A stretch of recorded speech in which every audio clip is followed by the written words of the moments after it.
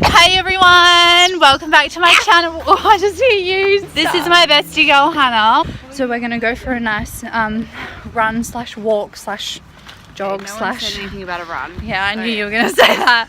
I'm always the runner. Hannah's like, okay, calm down. Anyway, so we're gonna do that, but I want this vlog to be about something else, but I thought I'd just kick it off with this loser first. A little cute little fitness date with my girl. Yeah.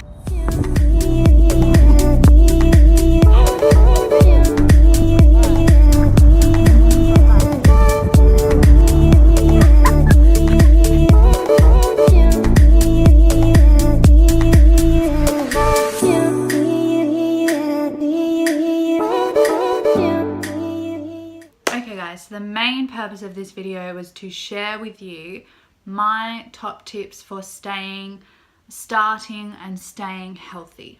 Let's get into it. Okay, so my first tip, choose a day of the week that suits you best, where you've got enough time, say you only need about 3 or 4 hours to prepare your following week. So it doesn't have to be, I do it on a Sunday afternoon, prepping all my meals for the week and writing out all my goals for that week, and I'll write them down on a piece of paper, so I've physically written out, I can see it in my own handwriting, and I'll put it on the fridge or put it up on my bedroom wall or something for me to have a constant reminder. I'll prepare all my meals for the week. Usually it's about 5 or 6 days worth because I have uni 5 days a week. So choose a specific day to you that works for you, and then you'll have all your meals prepared, all your healthy, delicious meals, and you don't have to worry about running out of time and not having a meal ready for you and having to prepare something and then you eat junk. Also, when you write down like your goals for the week and stuff, maybe write down what you plan on having for breakfast, so when you wake up on that morning you don't have to worry about planning and organizing because it's already written there. Plan and organize what you're going to do for dinner as well, especially if you've got a big family and you need to feed everyone, or if you've got a really long day and the last thing you want to do when you come home from work is have to prepare all this stuff. If you've got it all planned out, at least it's all done for you. My next tip, exercise at least 3 times a week. This can be anything that gets your heart rate up. You don't have to go for a massive run 6 days a week and then do a massive training session afterwards. You don't have to put all this pressure on yourself or your body to do that, especially when you're just starting out. Like a nice brisk walk if you're starting out, or if you're at like a intermediate sort of level, go for a nice jog. Like, you don't have to do the same thing every day. You don't have to work out every day. Maybe do 2 days and then 1 day off, or 1 day on, 1 day off. Like, mix it up, otherwise you will get bored of it.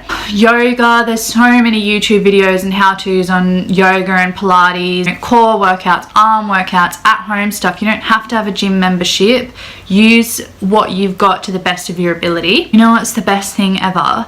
Like I just did with Hannah, go and find someone who you work out with, because honestly, working out then with Hannah was 1,000 times more fun because you laugh and do stupid things halfway through. Like, it's just fun, like doing it with someone. And this is for guys as well, not just girls. Like, do it. It's so much fun when you have a partner with you, because then you can motivate each other. My next one, eat some sort of vegetable with every meal that you have. It doesn't have to be a green vegetable, it can be any coloured vegetable. Just get some rainbow into your meal. Obviously you want to go for 2 and 5. You're like, oh, classic nutritionist. Yeah, go for 2 and 5. 2 fruits, 5 vegetables. A serving is generally like a handful. Yeah, just chuck it in with your meal. Drink 2 litres of water per day. This is a real struggle for me, I have to admit. I am not a moist person. I feel like I don't need to fill my body with fluid. Like, I have to remind myself to drink. Like, I bought myself this massive bottle so that I would like look at it and be like, okay, I need to have that finished before I go to bed tonight. But I'm constantly going to the toilet, but I still try and drink as much as I possibly can. Try and fit in 2 litres, or if you're a person that gets really thirsty. I know some people like I'm friends with that easily drink 2 litres of water every day because they get so thirsty, and I'm like, how do you do it? What's your secret? Actually, if you're like me and you struggle to drink that much water, put extra water in your smoothies instead of milk. Like, do half milk and then half water. Have watery types of vegetables and fruits like capsicum, zucchini, cucumber, watermelon, oranges. The next one, this is one that isn't commonly discussed, but take a good quality, high absorbable magnesium supplement, because first of all, it is the most common deficiency. Second of all, the way that farming methods are, I mean, yes, Australian farming methods are better than what they used to be and better than some other countries. I will agree with that. But the quality of soil in some of the vegetables that are grown in this country isn't optimal for nutrient absorption into the plant and the vegetable itself. So you're not actually getting optimal levels. And then by the time you cook or blend or all these different preparation that you do with the food, you do lose even more nutrients. And then if you leave it in the fridge, that's what you do, I'm not saying that's wrong, but when you leave it in the fridge, the nutrient content depletes even more so. So if you've had a cabbage or a broccoli sitting in the fridge for 5 or 6 days, as opposed to the first or second day that you bought it, it's already depleted. So try and upregulate it by taking a magnesium tablet, as that is the one nutrient I would select and give my clients the most. It also helps with, especially those people that are starting their health journey and then trying to learn how to not crave sugary crap all the time. Magnesium is really good with cravings. Honestly, I have done this myself.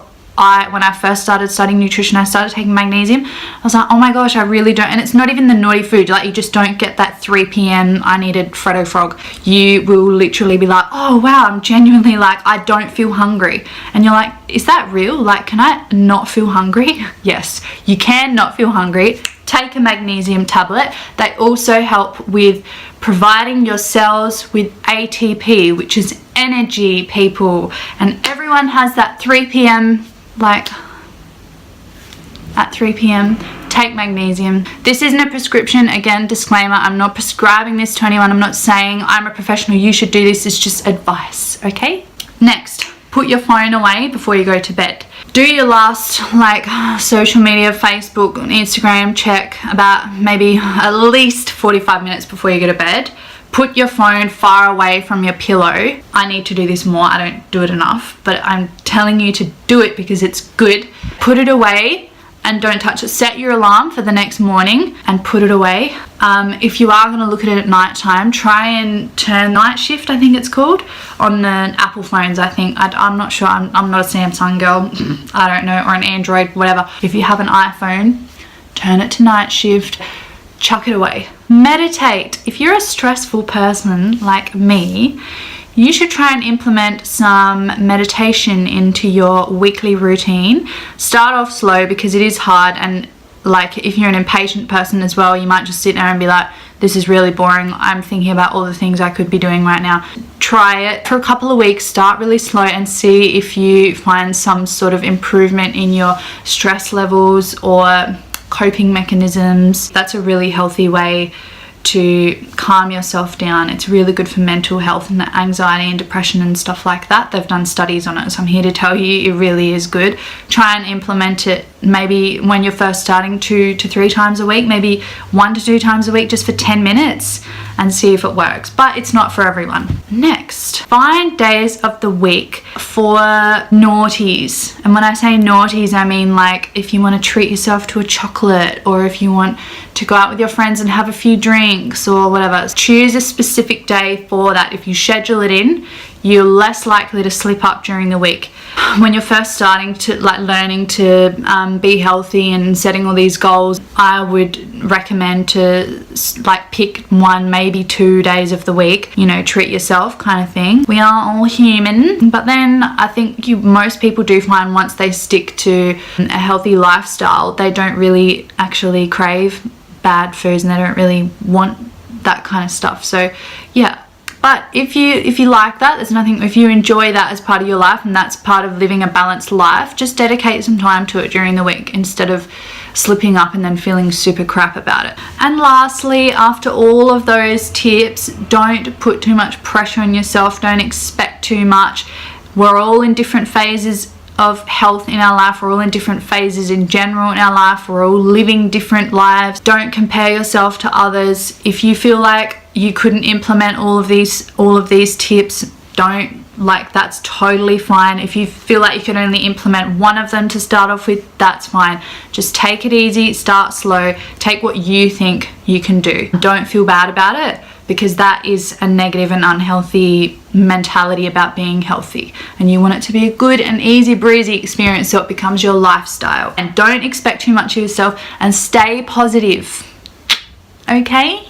Love yourself, respect yourself. That's what it's all about. I hope my tips helped you. If you liked this video, if you did, please subscribe to my channel. It would mean so much to me. And yeah, if you have any questions, you can hit me up. I put all my socials in the description box anyways. Yeah, I'll catch you in my next video. Bye.